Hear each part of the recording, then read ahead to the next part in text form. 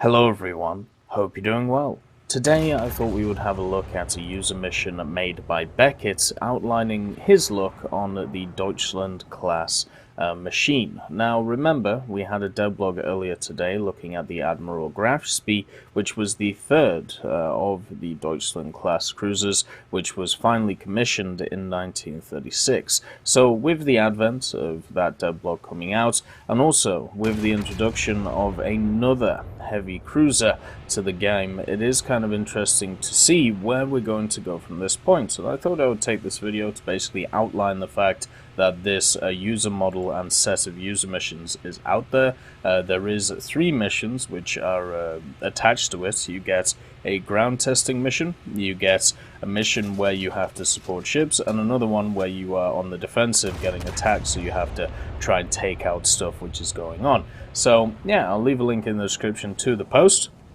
If you need any help with actually installing it on PC, then of course you can find all of the instructions in the post as well. And also thank you to Beckett for creating this, along with Ride-R2 and Gentle Spee for creating the missions alongside.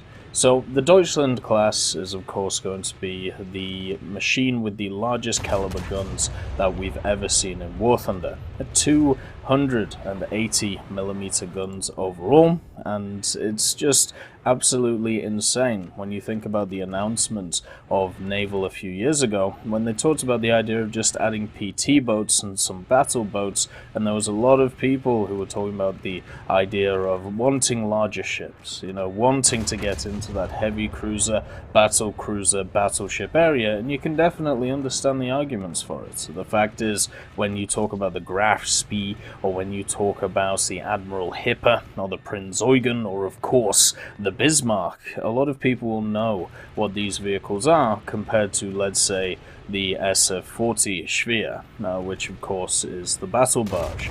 Most people will just know the larger ships because they were the ones which were involved in the very predominant engagements, and also it's generally because there's only a few of them. It's much easier to remember the names instead of subclasses where there's just a ton of them about the place. So seeing War Thunder go into this area of larger ships and constantly growing, and also with the news, which we, had a look at a few weeks ago or even last week, that we're going to eventually get into the battle cruiser territory. It's definitely interesting to see. It's going to be a very interesting time for Naval, and I really hope that the player base is there for it to enjoy. Because right now, at least when we have a look at Naval, it's definitely one of the, I wouldn't say it's the least popular game mode out of all of them. I think that goes to either simulator or it goes to helicopters, but it definitely isn't anywhere near the levels of aviation or ground, which of course are the 2 major game modes in War Thunder when it comes to arcade and realistic. I personally enjoy ships. I don't personally enjoy the larger ships, but what I do enjoy is the rank 1, 2, and some of the rank 3s of the destroyers. The main reason why I don't enjoy Naval as much as other game modes is I think the pay-to-win element of Naval is very striking. The fact that you have premium destroyers and premium cruisers now, which are just better than their tech tree counterparts, is very sad to see. And because of that, I know even if I grind out a whole set of destroyers, let's say for the Germans or for the British, I still won't have something which is good enough to be able to compete with the machine I could have just bought right off the bat without having to worry about anything. That's why I'm fundamentally against stuff like the Prinz Eugen and fundamentally against stuff like the Helena, even if they add in vehicles which are used, to grind, or which will be there to be grinded by these. I think it is a short-term solution and absolutely annihilates the game in a long-term sense, because you destroy the free-to-play, set of players. Now, I've talked about this, obviously, in the Eugen devlog, talked about it at length, so I'm going to leave that, to one side and talk about the idea of these larger ships, and also the fact that we have, larger maps coming in.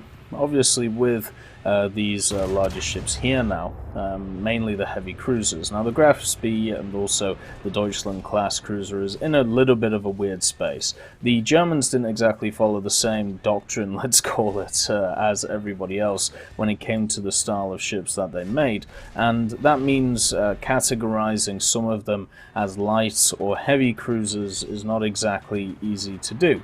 This machine here, now the Deutschland-Class, is technically classified as a heavy cruiser by the Kriegsmarine, but before it was classified as a heavy cruiser in February 1940, they were actually classified as what is known as Panzerschiff. So you can see that even the naming convention for the Germans changed over time, and they were also known as stuff like pocket battleships, these machines which were pretty much the size of light/heavy cruisers but had huge guns on them, very similar to the British, which had a similar idea as well.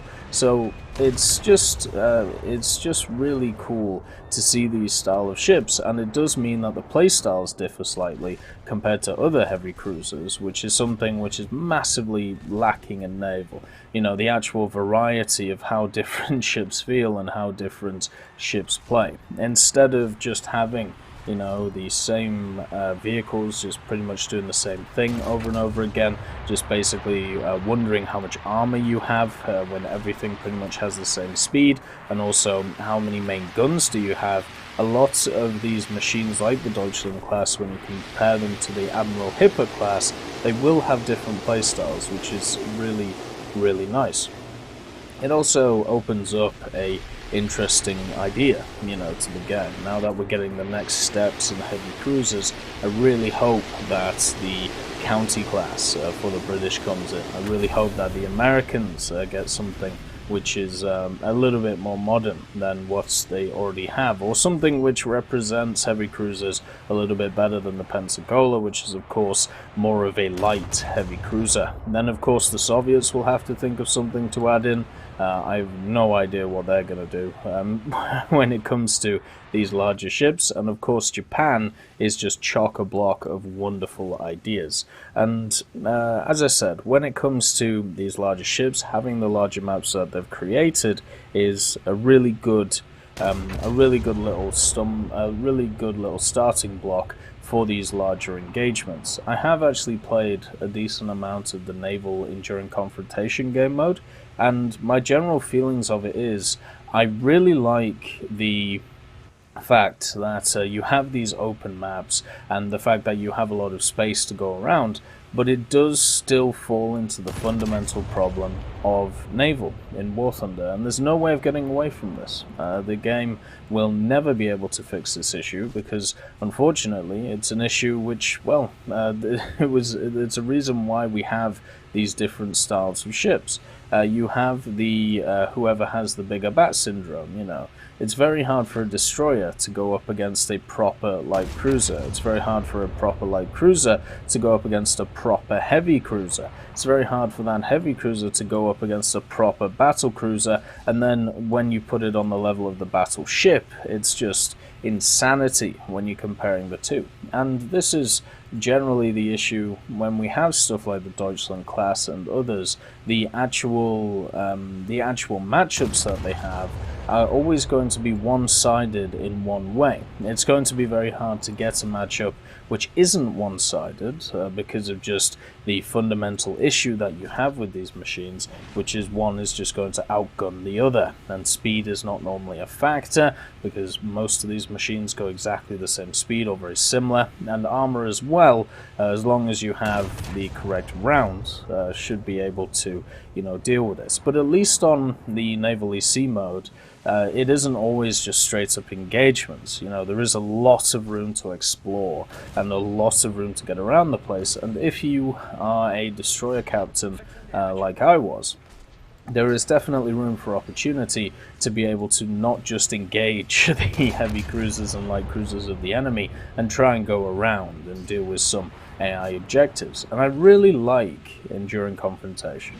Since Enduring Confrontation came out for Aviation, I have really enjoyed the game mode. You know, it's a fun and interesting take on War Thunder, and when I think of War Thunder and the combined arms aspect, that's what I kind of saw.